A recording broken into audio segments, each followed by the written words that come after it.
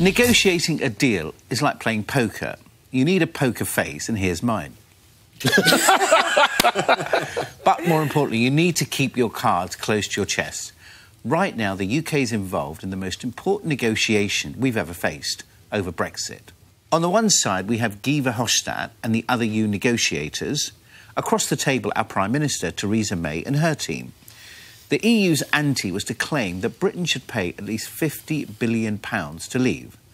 Then, according to leaks from that notorious dinner, Theresa May claimed we don't actually owe them a penny. Nice bluff, Theresa.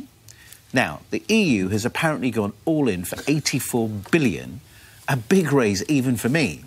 Now, that's the problem. You simply can't negotiate with all these leaks. Theresa May has already said that she won't give a running commentary.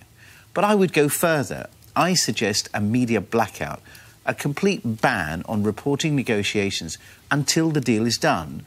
Otherwise, the UK might be the one getting sold down the river.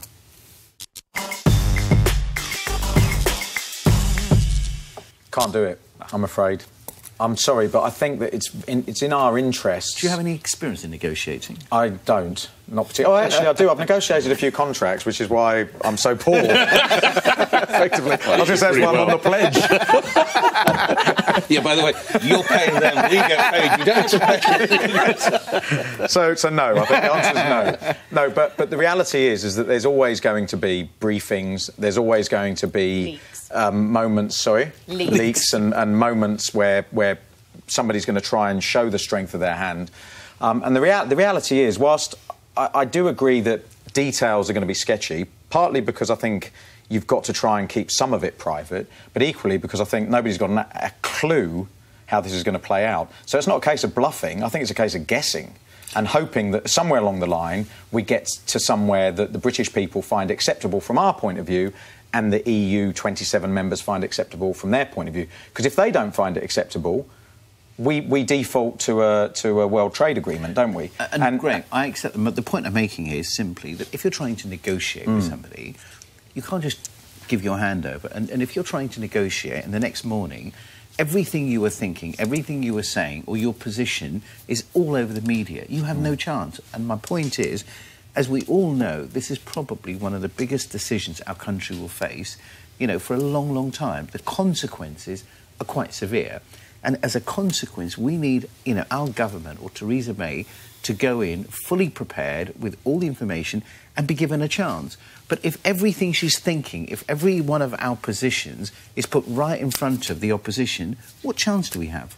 No, I agree in the sense that I don't think everything should be out on the table, but I certainly think in a democracy you need to be able to challenge and to be able to debate the serious issues that we're all going to face.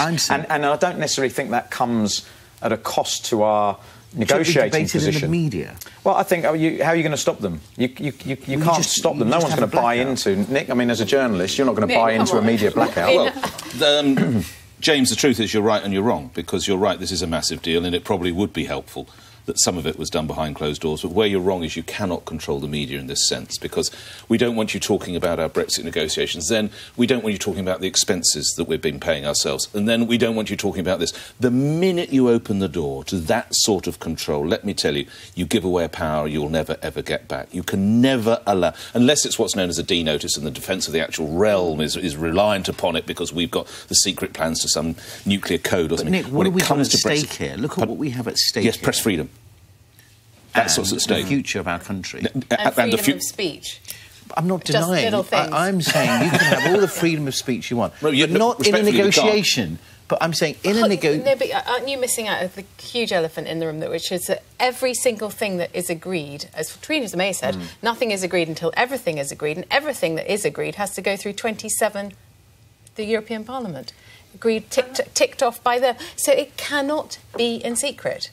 There is no way it can be anything about it. It can be secret. That's so right, and that's the difference between this and a business negotiation, James. You know, this is 27 states. This is public policy. This is national interest of kind of the highest order, and press freedom, these are the values that make our country something that we're all trying to protect.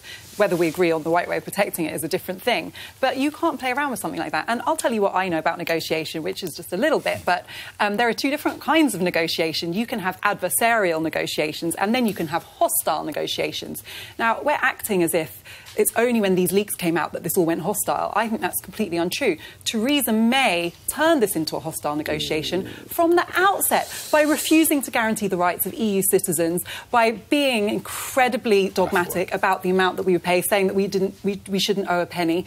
And I think that turned it hostile before these leaks. In fact, I would say these leaks were a symptom and not a cause of the fact these negotiations were it's in the press every single day. I can't put a newspaper down. No, it will Everybody has an opinion. All I'm saying is, I'm not saying no freedom of speech. I'm saying we know what we want. Everybody has an opinion, get that.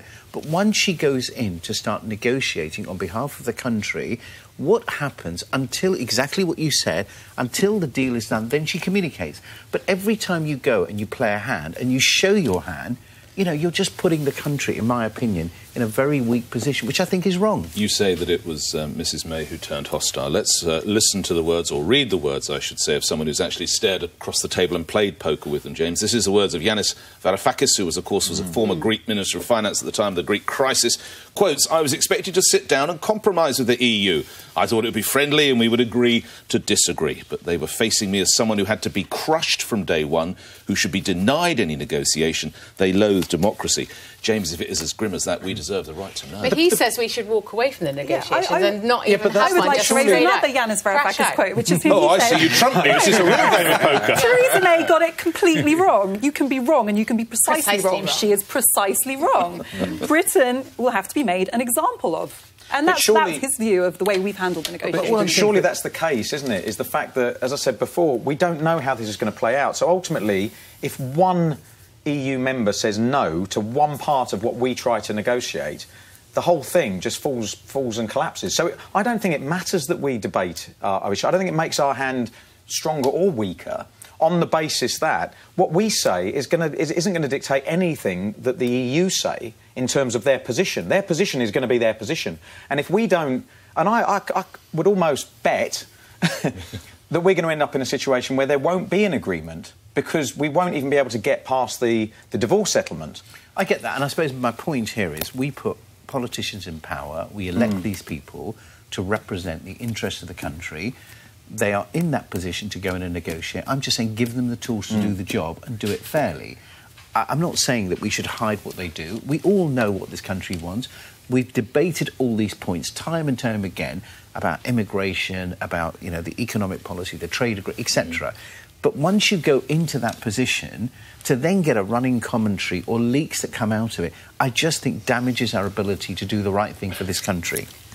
Before we move on to my topic, I want to see everyone's poker face. Vic? Oh, I'm going to get the giggles. I'm sorry. Afua, Maybe you get can't the do it. giggles. Sorry. We've seen yours. What's yours? Yeah, yours. Scary face. That's the face you would point with your children most of the time. That's my sex face. Why are you looking at me? I'm not looking at you.